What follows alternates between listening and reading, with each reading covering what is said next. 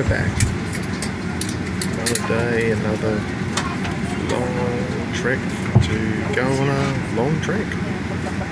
Yeah, so last year that was an aborted attempt at finishing Melbourne for 10th time, so better have another crack this year. What better time? And as I explained, this will probably be the toughest one I've done yet. So just to explain, 3 weeks ago I was having a training run, just coming home from work actually, planning a big training run, big training weekend, and magpie was coming from my blind side. Tried to swerve to avoid it and had a pretty nasty crash on the scooter. Had issues with my knee and my thigh on my right hand side, as well as you might be able to see here, I've still got some issues with my arm. That's just the remnants of it. But I was always determined to get back. It has only been the last couple of days that the knees have finally been in a state where I could run properly. In essence, I had 1 day's training since then, so it may end pretty badly. I don't know how it's going to go, but we're committed to it. We're diving head first, headlong into it, so we've got to get ourselves up and running and just to the finish line. So any thoughts of fast time is out the window, but we'll reassess it on Saturday, Sunday.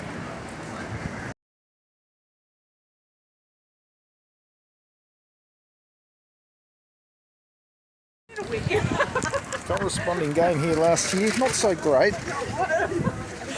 But there's a typical Western Oval breeze blowing, but hopefully this year will be a bit better.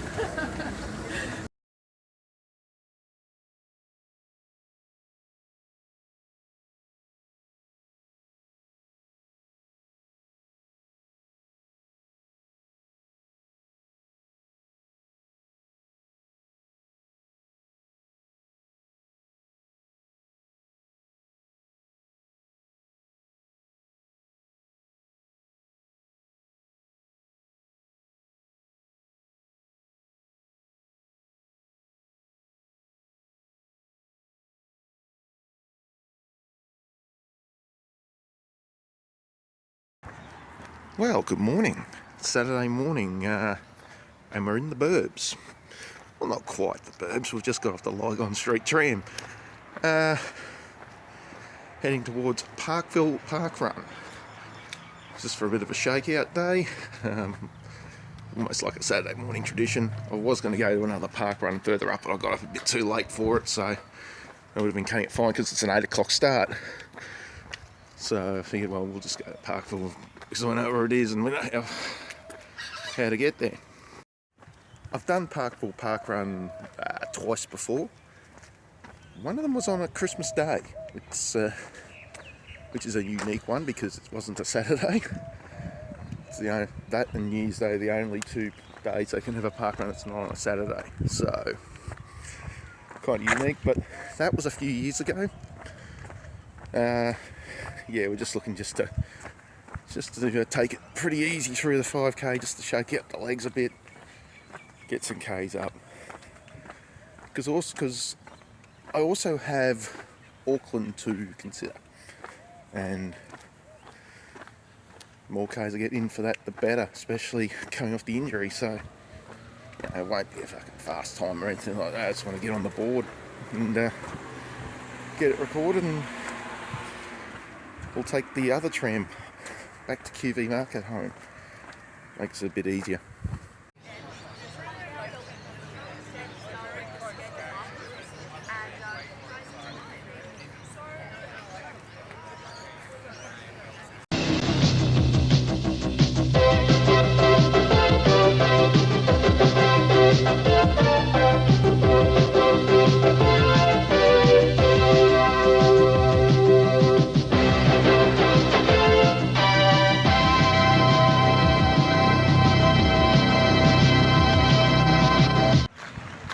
One of the best things about Parkville Parkrun the tram back to the city is not far away. I've got to hurry up to make it,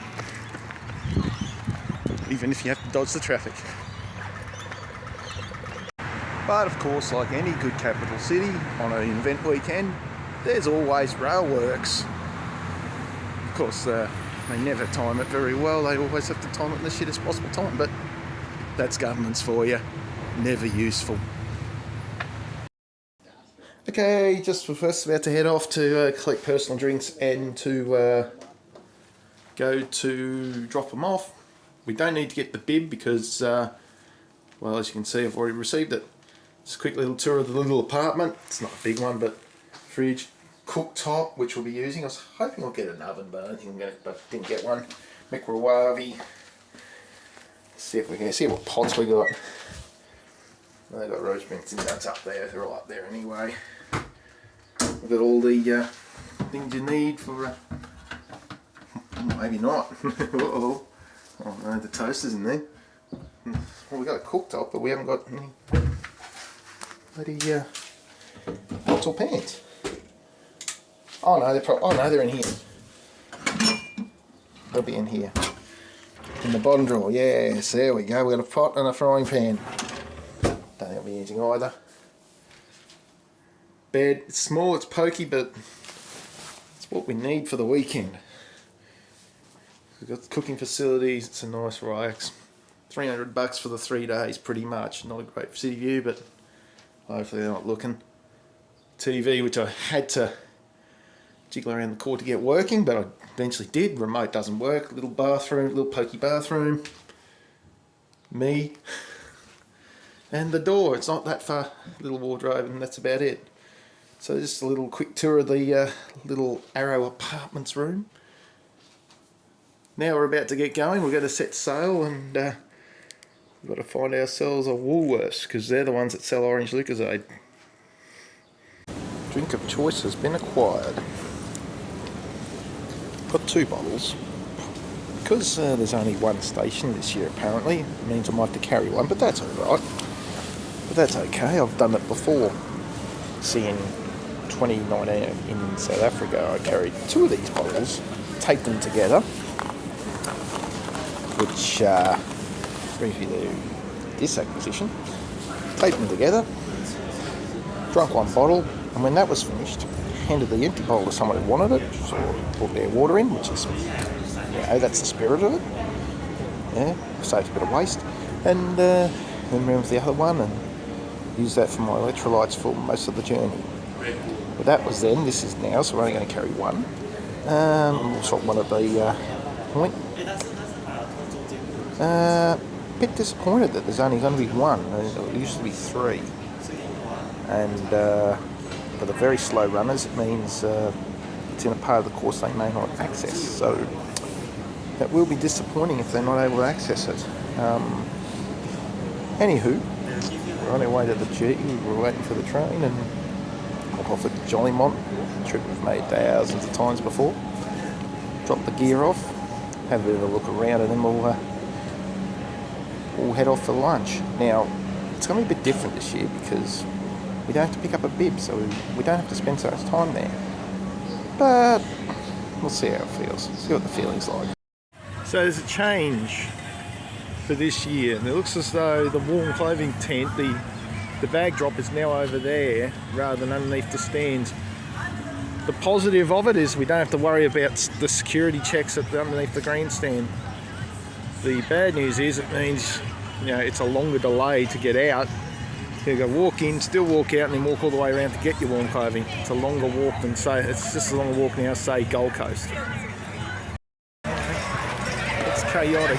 Fortunately, I don't have to be in those lines this year. It's already mailed out to me, so that is very much a relief. I suppose there's one advantage of having my name as it is. Not too many people with that surname. Rather be then say as Smith or an M.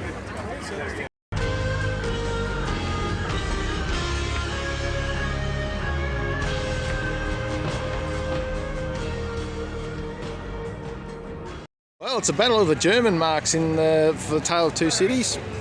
Sydney had Porsches, Melbourne has Bimmers.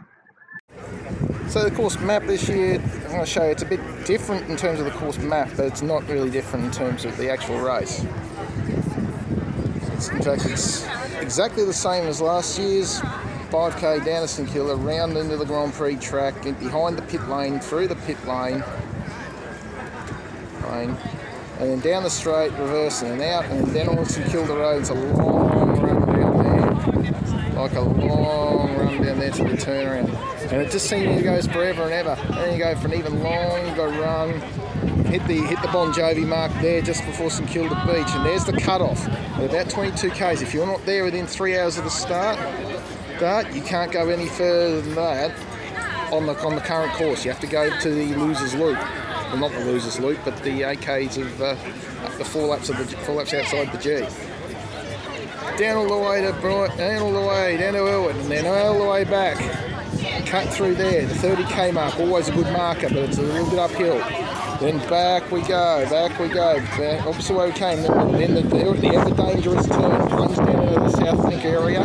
Watch out for the half marathoners, the slow ones especially. They are going to be in the way.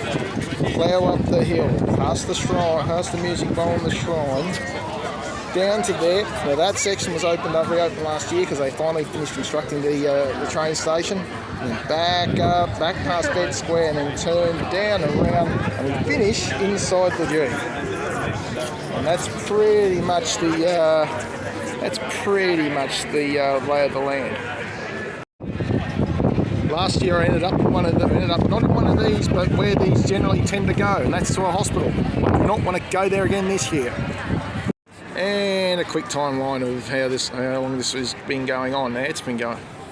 1978 was the first. 3 of them have been there for every single one of them. And it goes on and on and on.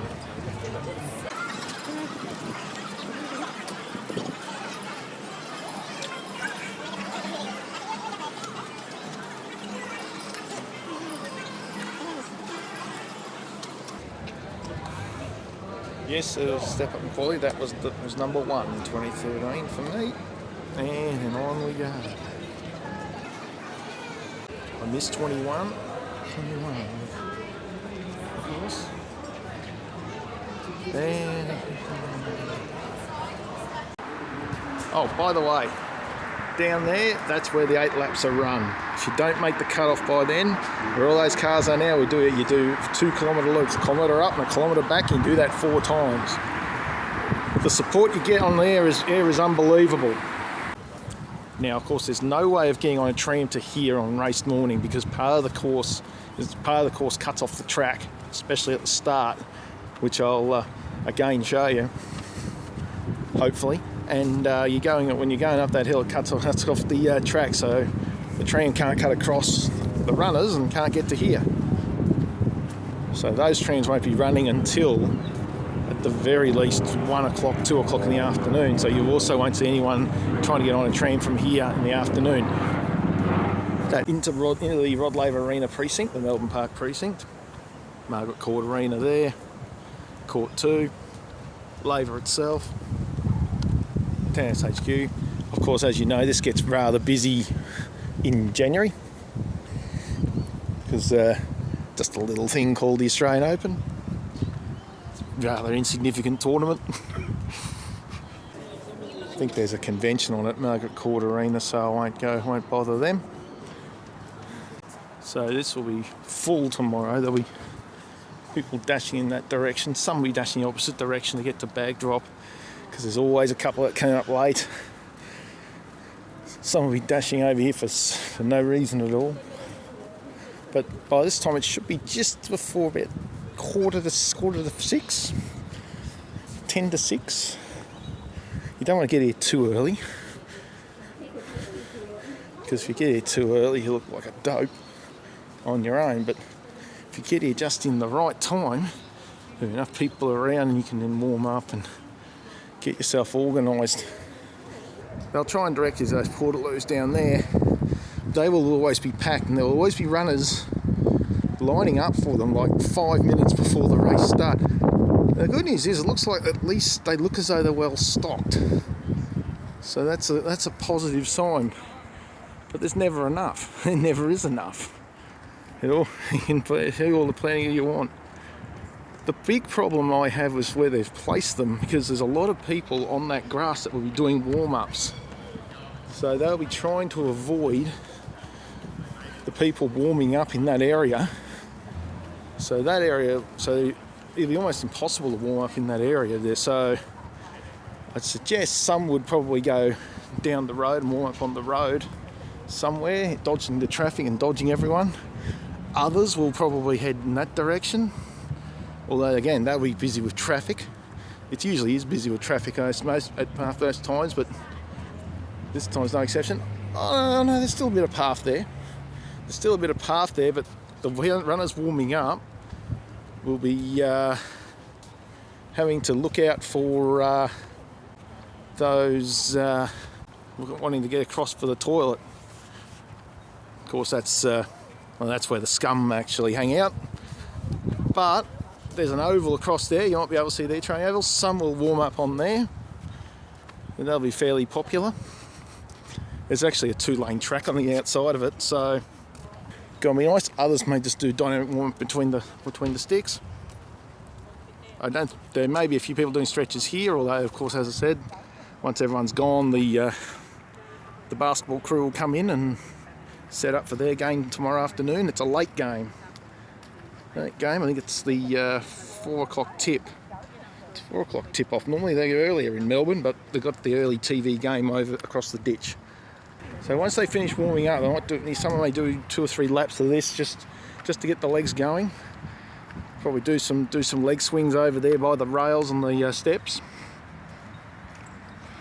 And then, with about 20 minutes to go, about 10 past 6, 6:15, you've got to start making your way to the start. You don't want to leave it too late because you don't get position. You don't want to get there too early and stake out a spot, because you either get shuffled forward or you get shuffled back by someone who's too late. Usually one of these getting out of these things, who's too late, and they think, oh shit, I've got to get to the front, excuse me. Message to those people, get fucking organised. Yeah, so unfortunately there's only really one entrance point to the road. There used to be more. It used to be a bit easier to get from there down to there, but of course they're developing the area to make sure they keep the tennis. So everyone then's got to come down here through this little area, and they're going to come out onto the road. Again, this start area will be packed. There's like 12,000 entered, so some of them will be queuing up at the back here. Right. Fast forward.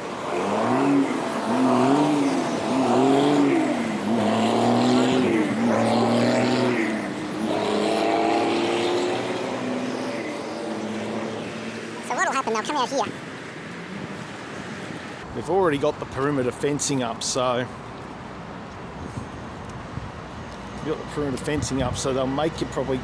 have a few gaps in the fence, but they'll make you come up. Of course, there'll be some taking it, instead of taking a whiz in the urinal, they'll just take a piss against the wall or behind a tree. On marathons, no one thinks much of it, as long as you're not taking a number 2. And they'll be lined up back here. The back of the packers will be about where that back fence is. Of course, don't worry about the warning. So there's a warning sign over there, but it's actually about warm clothing. There will be people who will bring an old jumper or something and just hang it over the fence and say, here you go, guys, you can have it. I've had enough use out of it. Some will be trying to jump the fence at various points, but of course it's only temp fencing, so if they try and jump the fence, the whole thing may be liable to falling down. And they go right around this corner. The field goes right around this corner.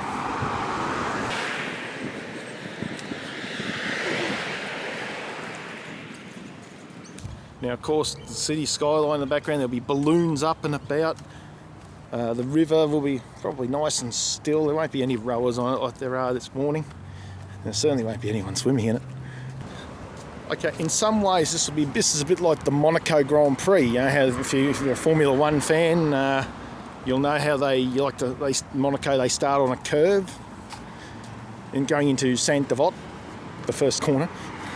Well, it's very similar here. You start on a curve, but instead of going into Saint Devot, you start going up the hill. Okay. Now, there will be runners on both sides of the road here. There will be double-sided road. Can be a bit deadly going, not so much up the hill, but heading into the first corner. Ideally, you want to be on the other side of the road, but you don't want to be on the inside. So you want to be almost close to the fence, but have the fence on your right. That probably feels like the best place to start. That way then you've got room to manoeuvre either way. You can stay off the inside of the corner because you won't get crushed. Because the first corner is always a crush point. So we're down here, we're just about the start. The start line is here, so that's where the start line is. That we've got one on the gantry up there, singing and la la la la la, all that sort of thing. So yeah, we go around the corner, the front of the packet. The front man will be. Yep. So there's the start, and then from there we got to head in that direction now. I don't think we can get through. I think we can get through still.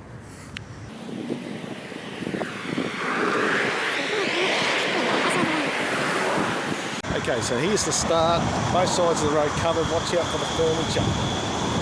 Very important to watch out for the furniture. I know someone will think that even though we're too wide, there is a gutter in the middle. Light poles and fences and whatnot. Spectators will be lining this area, so it'll be impossible to get through. There'll be some spectators there. There'll be spectators on the bridge.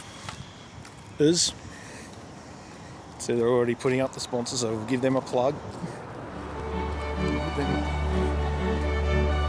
Free advertising, of course. I don't get paid by these companies, but they sponsor the race, so we'll give them a free plug.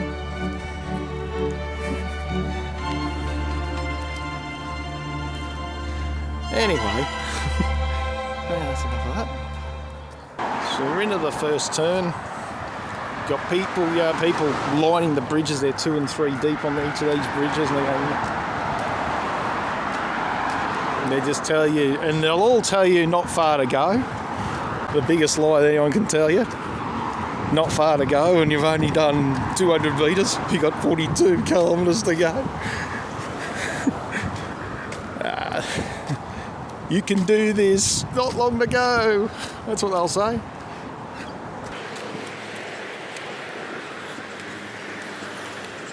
So yeah, we go around the corner underneath the footbridge.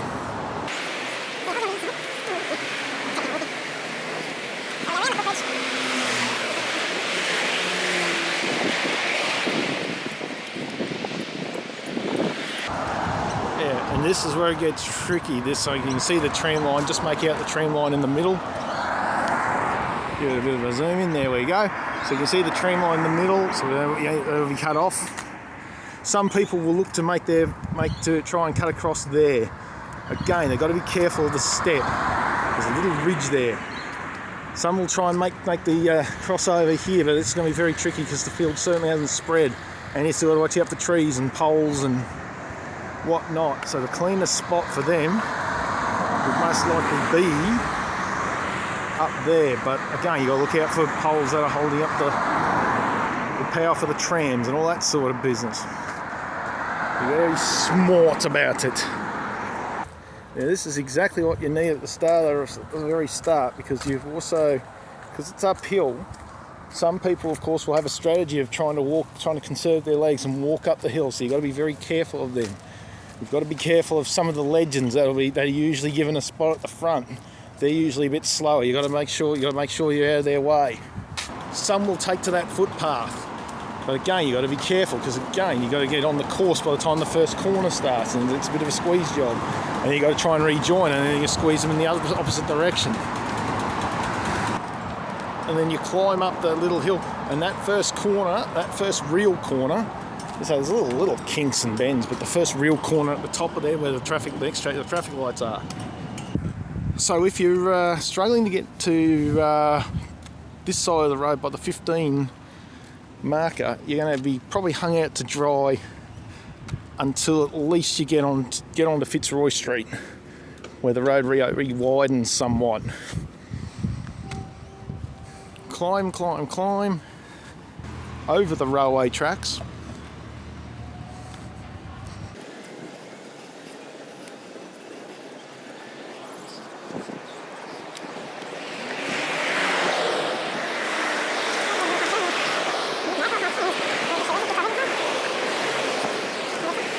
Yeah, so we're constantly climbing until we get to the corner.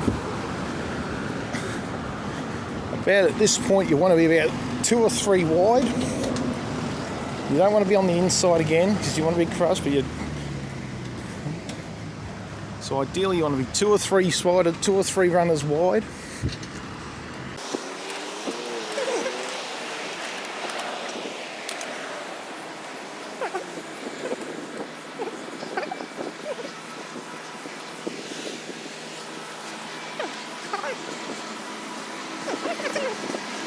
So yeah, you don't want to be on the green stuff either. The green stuff when it's wet, because it can get a bit slick. The green stuff, of course, signifies a cycle path, which is the motorist's best friend. So this is the corner, first real corner. 90-degree left-hander. Go from 7 wide. By this point, there's usually a fence at this point, because later in the race you got to go come from that direction down that way to order to get to the MCG. Not sure if they're using them or not, but anyway. But in any case, yeah, you can see easy squeezed up. And of course, there's all sorts of poles and traffic furniture. And another bloody sign that you don't want to run into. Those things really hurt. So there's a squeeze job, and it gets very narrow. Yeah, so you go from about 15 wide. On the corner, and then it's just so narrow you can barely fit one car width wide. So like 3, 4 runners wide. On the way back, it opens up, and you head down that way. It opens up a little bit because there's not so many runners, so you're not so crowded. Unless you're like in a pace group. Further along, there will be people standing on those tram lines, even though there may be some trams operating. There may be still some trams operating on this line, heading down past Jollymont, so you've got to be very mindful of that. But there will be spectators on the tram line, and on the way back, there will be trams going past. Hopefully this traffic will be clear. You've also got to be mindful too, the traffic may or may not be clear. These cars, some of them may still be here afterwards, so, because some people are lazy to get out of the way. Not necessarily these guys, but some of these cars. We'll just try and avoid filming the number plates. I don't want to be incriminating. So some of these cars here just to the left-hand side, which you may or may not see, they may or may not be in the way. Again, course narrows up there, so you don't want to be caught on the inside.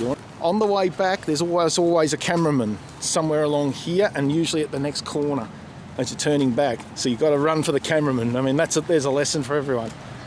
When the cameras are on, you run, you look good. And then then especially late in the race, when the cameras are off, you start wandering back.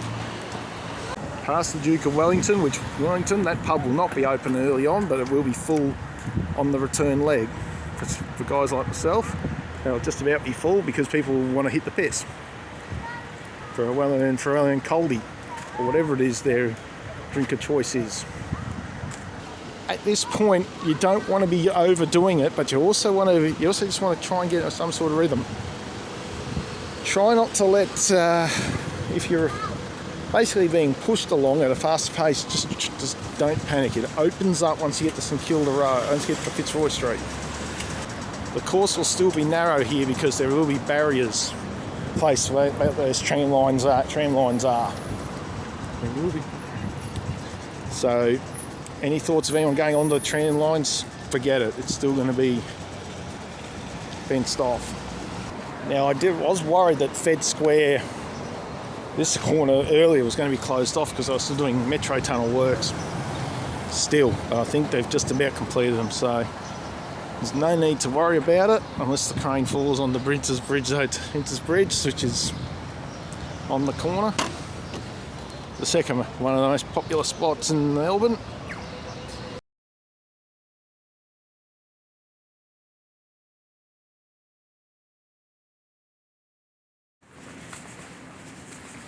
Very good morning. It's 10 to 5 in the morning. We're trying to briskly walk down to Flinders Street. We're going to get across. It's very early morning. Of course, no trams are running, so on the corridor of Swanston Street corridor. So got to keep that in mind as we wander down towards the G. So yeah, it's warm up of sorts, you might say. I think I've just having shit luck with the trams running across on the Burke Street and the Collins Street corridor, so looks like it's on foot it is. But you know what, we're almost there, so we've got to get ourselves walking on.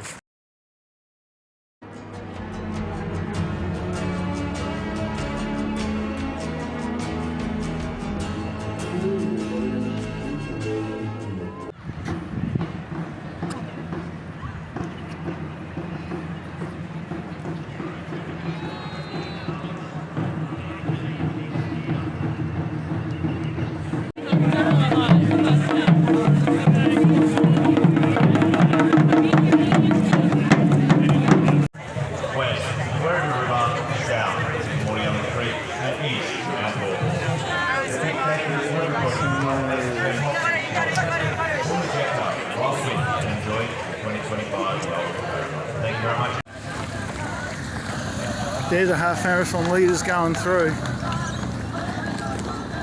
I'm at 13k, it's about an hour and a half in. The struggles associated with the injuries are telling, but I'm still standing, that's all that matters. And why wouldn't I? And why wouldn't I? Someone's happy.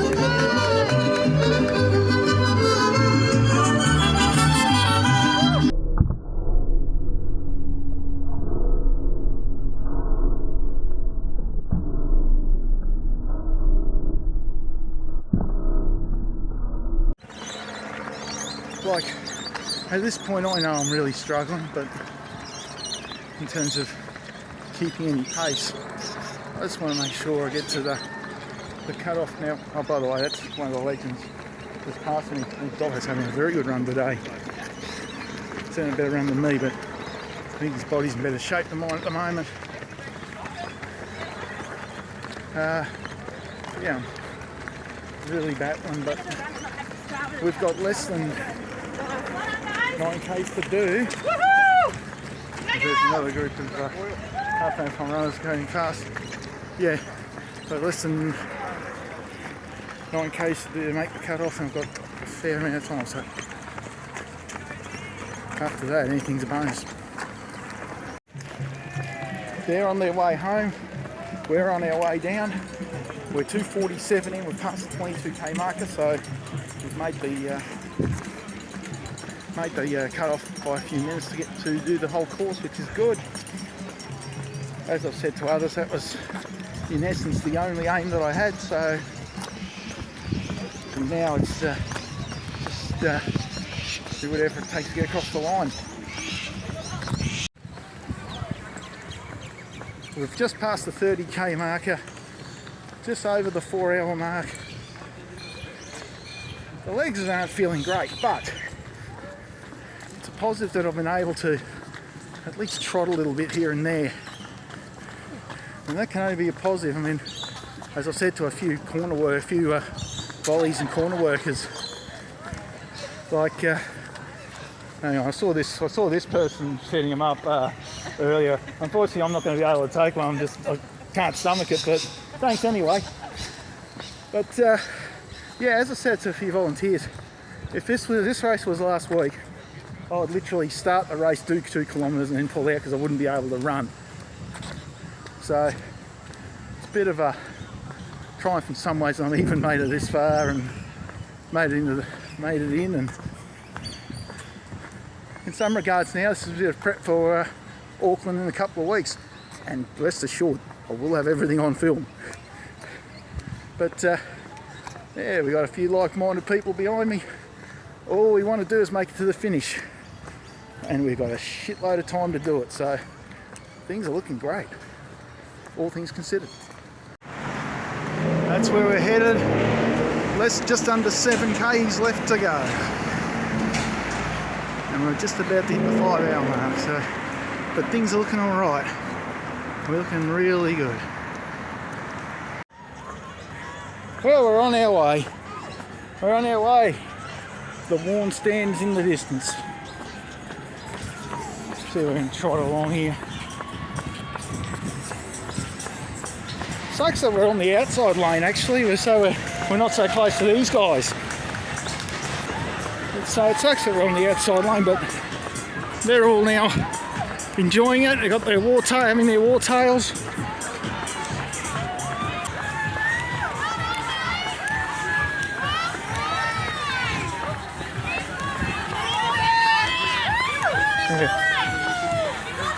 Now, some of the charitable organisations are already done for the day, but some of them are hanging around.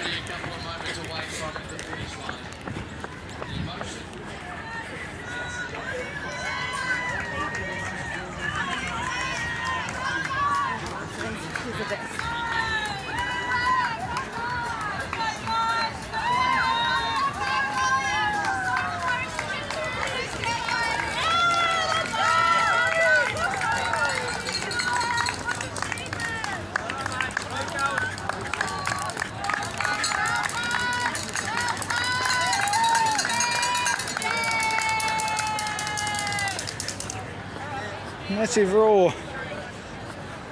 Well, it's not quite a grand final roar or a Scott Boland roar or anything else. Those guys can care less, they're just working in the rails. Now the good news is we can turn left, we don't have to go straight. Some of them are still coming out from under there. It used to be so much easier, you got your bag and you can walk out, but unfortunately you've got to go the long way around to the bag drop, as I said.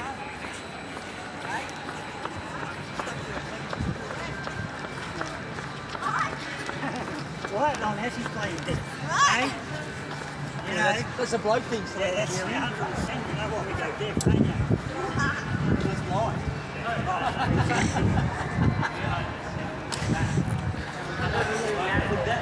Oh no! Oh Jesus! Hope he's all right. Oh shit! Oh shit! It's a guy that's collapsed down there. We'll just take the camera away from him. I've always been a real nigga to rely on.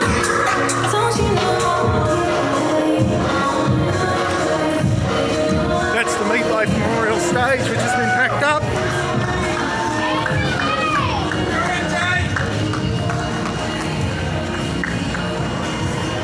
And now we'll just take this last lap in. Out the window, so.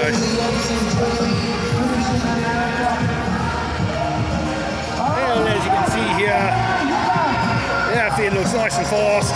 This young lady is standing about to finish. Looks like a nice fast outfield. Then he runs the pitch. Well, as you can see, it's a big dirty touch of green. Really needs a lot of work done on it.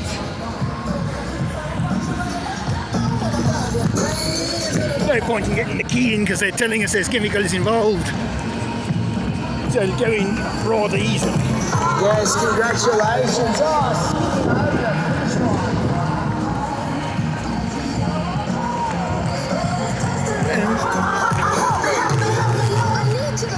I've said this a few times, you get a sense of how bloody small, how bloody big it is when there's no one there. And you're on ground level and you're looking up there and there's no one. And you just think, And to think they're only going to add 5,000 suites to this place, surely adding more, but that's politics, don't want to go there. There are some on the bottom hand though, and still hanging around. Give them a wave. Cheers, everyone. What do we have for each other? Yeah. We'll catch up with this guy. We'll just go across the line together.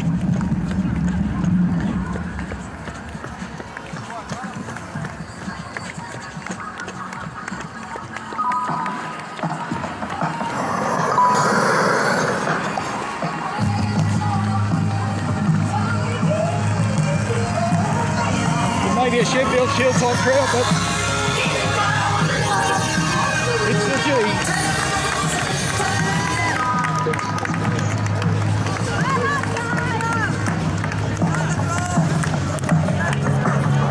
It's all right. We'll go across the line together. We'll cross the line together. All right, so we have a gentleman standing across the finish line. Ooh, no, it's not me. I've only done 31.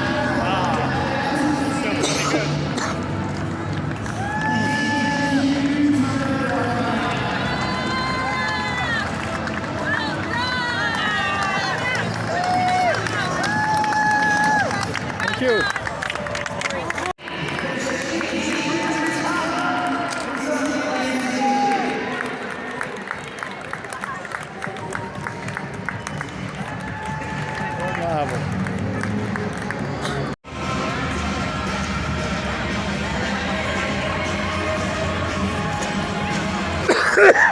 Oh, jeez, mate. Down the race. I'm sorry, my name's... I'm not Nick Dacos. Sorry, my name's not Dacos, is it? Thank you.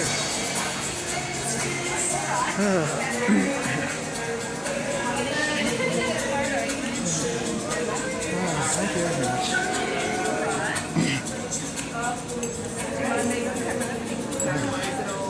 Oh, got there. Thank you. That's quite all right. Congratulations. Oh, I made it. Yes. Like 2 weeks ago, I wasn't running. I had a scooter crash and stuffed my leg up a bit, so And yet you are made it. I will admit, but better than a lot down here. Well done. No worries. Thank you.